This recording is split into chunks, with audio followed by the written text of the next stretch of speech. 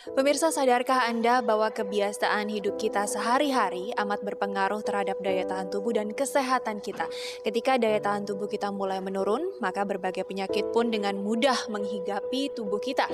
Salah satunya adalah paru-paru basah. Saya saat ini sedang berada di sebuah ruang rawat inap paru di sebuah rumah sakit umum daerah Jakarta Selatan.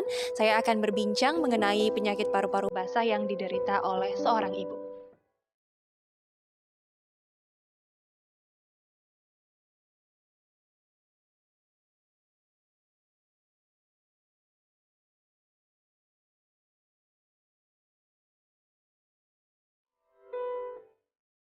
Pemirsa, ini adalah Ibu Masna, pasien penderita paru-paru basah, dan ini adalah Ibu Rina, anak dari Ibu Masna yang akan kita ajak berbincang nih ya. Ibu Rina, apa kabar Ibu? Alhamdulillah, Baik ya Bu ya. iya. Kalau Ibu Masna sendiri gimana kondisinya sekarang Bu? Baik, Sus. Baik Udah, ya. baik. Bu, mungkin bisa dijelasin sama Bu Rina, ketika masuk ke rumah sakit apa aja gejala yang pertamanya di awal penyakitnya Ibu Masna ini yang dirasakan apa? Kalau masih ke sini dibawanya waktu itu sesak napas, Mm-mm. terus batuk, Mm-mm. karena udah 3 hari batuk ya. Mm-mm. Terus udah gitu emang dia juga punya riwayat gula sama Mm-mm. darah tinggi. Berarti sudah ada riwayat penyakit sebelumnya, yaitu Udah gula dan juga darah darah tinggi. tinggi, iya. Oke, yang dirasakan ketika itu batuk, sesak nafas, mungkin ada demam juga, Bu Masna? Ada Ada demam, yang ada demam, iya. demam juga Ada ya. panas, iya. Oke, waktu itu sampai berapa suhunya, Sakit Bu? kepala. Waktu itu cuma 39 apa 38 ya dok ya, 38, kalau 39 demamnya ya. mah. Mm-mm. Berarti gejala awalnya itu lebih kayak penyakit biasa ya Bu ya. Mungkin Iya, orang juga nggak sadar kalau itu enggak ternyata paru-paru basah. Ibu sendiri juga mungkin nggak nggak tahu. nggak tahu ya. Iya, Kalau Bu Masna sendiri sebelum ini sudah punya riwayat penyakit pernafasan, saluran pernafasan? belum, Belum nggak ada. pernah ada, Oh, nggak berarti pernah. ini baru Baru, masuk rumah sakit ketika baru, divonis iya, paru-paru baru, basah. baru Oke, ini. Bu, ada nggak kebiasaan dari Bu Masna mungkin ya sehari-hari yang kira-kira, oh ternyata itu pencetusnya paru-paru basah? Iya, mungkin aja bisa sih karena Mm-mm. dia suka pakai baju basah.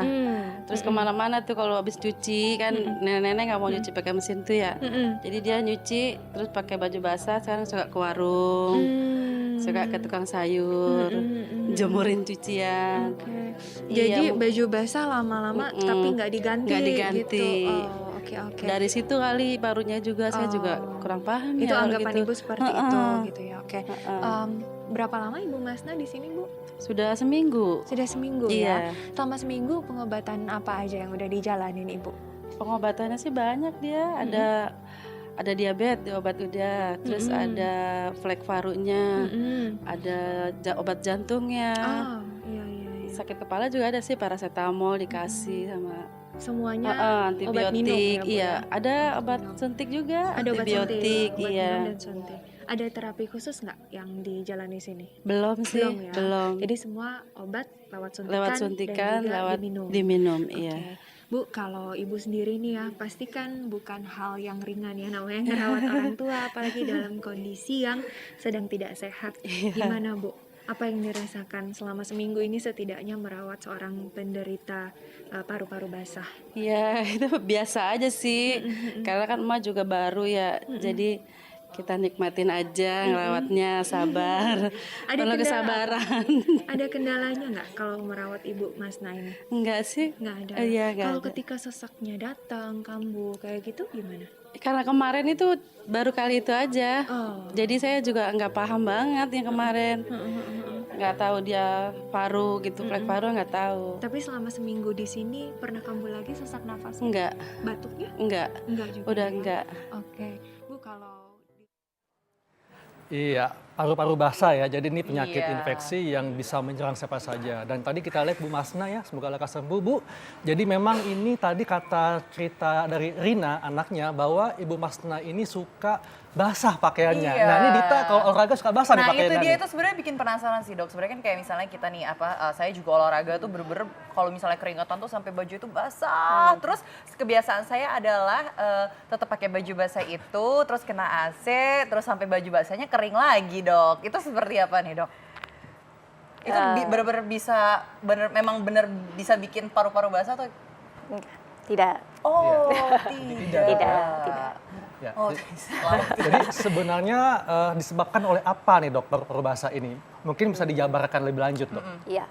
Jadi paru-paru basah itu sebenarnya kenapa dikatakan basah? Karena yang tadinya harusnya kering jadi basah gitu, maka dikatakan paru-paru basah ya. Jadi paru-paru harusnya isinya udara, kantong udaranya isinya udara, sekarang terisi cairan. Tapi cairan ini terbentuk dari mana? Paru-paru basah, kedokterannya bilangnya pneumonia. Pneumonia. Ya, betul. Jadi pneumonia itu adalah infeksi paru. Infeksi paru yang disebabkan oleh mikroorganisme. Jadi mikroorganisme itu bisa bakteri, bisa virus, bisa jamur. Nah, jadi bentuk infeksi ini kemudian mikroorganisme ini masuk ke dalam tubuh, kemudian masuk ke dalam terinhalasi lewat nafas, kemudian masuk ke paru, kemudian dia berkembang biak, kemudian dia merangsang terjadinya inflamasi paru. Kemudian terbentuklah cairan-cairan ini. Dok, ini masyarakat perlu tahu dok ya, sebetulnya yang bisa terkena pneumonia atau paru-paru basah ini, tadi kan kita lihat Bu Masnah sudah berusia lanjut. Apakah juga bisa menyerang yang lainnya, anak-anak, kemudian anak yang di muda? usia muda. Betul, ya betul sekali. Jadi paru-paru basah atau pneumonia ini mudah terserang pada terutama anak-anak balita, terutama lagi di bawah 2 tahun. Nah, kemudian justru lansia, seperti Bu Masnah tadi ya, usia yang di atas 65 atau lansia itu lebih mudah karena daya tahan tubuhnya masih belum, kalau anak-anak masih belum baik, sedangkan kalau pada Bu Masnah ini sudah mulai turun. Kemudian pada orang-orang yang mungkin minum obat-obatan yang menurunkan daya tahan tubuh, contohnya steroid atau obat-obat kemoterapi, ya. Kemudian ya memang daya tahan tubuh sendiri ya, contohnya HIV. Jadi semuanya berpotensi dok ya bisa Berpotensi, terkena paru-paru basah. Dan kita memiliki fakta atau mitos nih dok ya, katanya ini tidur di lantai itu penyebab paru-paru basah karena mungkin lantai itu dingin kali ya dok. Itu fakta atau mitos tuh dok? Mitos. Mitos. Mitos karena di lantai ya tergantung. Kalau mungkin di lantai, kalau tidur di lantai jadi mungkin daya tahan tubuhnya jadi kurang baik Menurun gitu begitu ya? ya. Kalau Oke. daya tahan tubuhnya kurang baik, ada kuman dia di udara, kemudian terinhalasi jadi mudah terkena. Tapi bahwa tidur di lantai sendiri bukan, tidak menyebabkan pneumonia. Jadi mitos dok ya. Iya, betul. Sebenarnya tuh kalau misal tertular tuh bisa dari udara ya ternyata. Misal kita. Betul.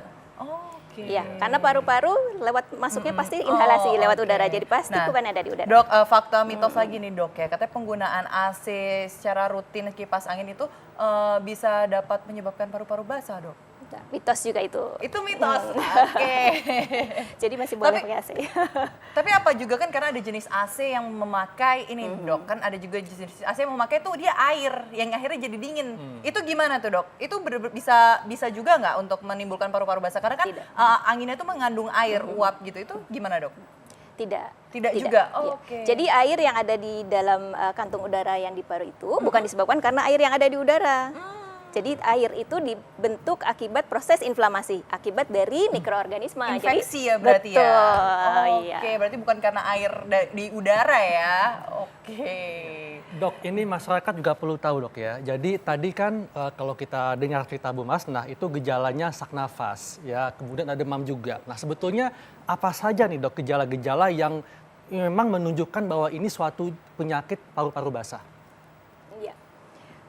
Gejala-gejalanya nomor 1 yang paling sering adalah batuk. Batuknya berdahak, kering? Kering? Bisa berdahak, bisa kering, kebanyakan berdahak. Ya. Oh, kebanyakan Ya, berdahak. betul. Kemudian biasanya karena infeksi ada demam. Demamnya tinggi atau Demam bisa tinggi, bisa kebanyakan tinggi kalau penyebabnya bakteri. Ya. Kemudian batuk, demam, Sesak kemudian nafas? sesak nafas. Karena tadi kantung udara yang harusnya berisi udara, Ya. terisi cairan, jadi udara yang harusnya bisa masuk jadi nggak masuk, jadi sesak nafasnya.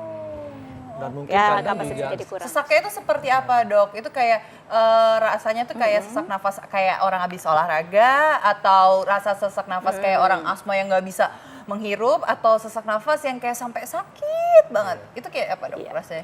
Sesak nafasnya cepat, nafasnya Cepat. lebih cepat, ya. Tapi kalau nyeri bisa nyeri bisa tidak, ya. Sedangkan kalau kalau pada asma tadi ya, kalau pada asma ada bunyi mengi, ada ngik-ngik oh, ya. Kalau iya. pada pneumonia atau pada paru-paru Nggak basa ada. tidak. Iya. Dia sesaknya nafasnya cepat aja. Jadi nafasnya cepat dok ya seperti gitu dok. Betul. Oke deh. Iya.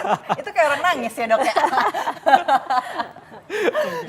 Oke dok, katanya ini ada fakta mitos lagi nih dok ya. Katanya kalau kita sering mandi malam ini dok, kata itu bisa menyebabkan paru-paru basah dok. Itu tuh fakta atau mitos dok? Mitos. Saya juga kebetulan sering mandi jam 1 malam. Mandi atau di kembang nih? Enggak, saya baru pulang kerja ya kan, kalau live tengah malam. Itu fakta atau mitos tuh dok? Mitos. Jadi tenang aja. Aduh tenang ya. Mitos tidak. Jadi yang penting dijaga adalah daya tahan tubuhnya. Oh sebenarnya daya tahan Betul. tubuhnya ya. Ya, kalau misalnya sering mandi malamnya memang karena begadang ya sehingga menyebabkan daya tahan tubuh turun ya. Jadi Oh bisa juga. bisa juga, tapi bukan karena mandi malamnya gitu. Ya. Nah dok katanya nih ya dok ya, katanya kan banyak banget ya yang beredar di masyarakat Indonesia karena tangannya kalau berkeringat itu kalau nggak paru-paru basah ya jantung dok. Itu fakta atau mitos tuh dok? Apa nih ya? Kalau tangannya Mitos ya? basah, keringetan. Mitos itu, ya. Mitos karena enggak. Tadi seperti saya gejala paru-paru basah tidak termasuk tangan yang basah berkeringat, Basah. betul. Oke. Biasanya tangan yang berkeringat penyebabnya yang lain. Oke, nah dok, nih dok, karena kan mungkin saya juga mau tanya nih, karena kan kebetulan pengendara motor di Indonesia tuh mungkin banyak sekali nih dok, apalagi di Jakarta populasi itu juga sangat tinggi, dan kalau misalnya untuk pengendara motor sendiri nih dok, karena mungkin mereka sering menghirup polusi dan akhirnya dia menghirup karbon dioksida, itu tuh gimana dok? Itu bisa menyebabkan paru-paru basah atau tidak? Itu fakta atau mitos? Nah, tapi sebelum itu jangan dijawab dulu dokter. Akhirnya kita akan kembali sesaat lagi.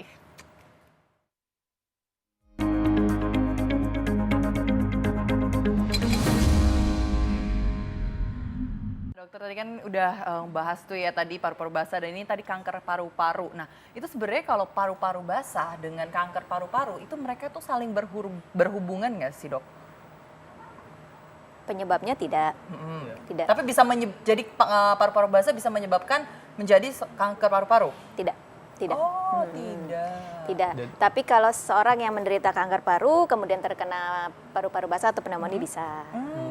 Tapi kalau pneumonia menyebabkan terjadinya kanker tidak. Oh tidak ya, oke. Nah dok tadi ke pertanyaan tadi nih ya dok ya untuk pemirsa-pemirsa Ayo Hidup Sehat itu kan juga di Indonesia apalagi ini pengendara motor banyak apalagi di kota-kota besar itu kan kayak kerjanya sampai tengah malam, terus naik motor, terus kena angin malam. Nah katanya nih dok ya kalau kena angin malam ini itu kan langsung nih ya kena angin malamnya itu dapat menyebabkan paru-paru basah.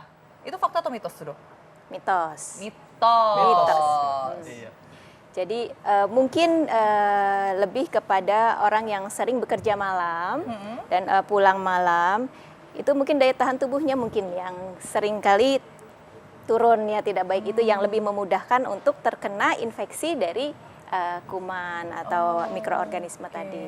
Jadi kembali ke sistem imunitas tubuhnya dok Imunitas ya. ya. Di saat turun maka bisa terkena paru-paru basah. Oke, jadi aman ya ini untuk pemirsa-pemirsa di rumah nih yang mengendarai motor nih ya sering tengah malam. Asal bisa menjaga daya tahan tubuhnya. Oh, asal daya tahan tubuhnya juga harus bagus ya.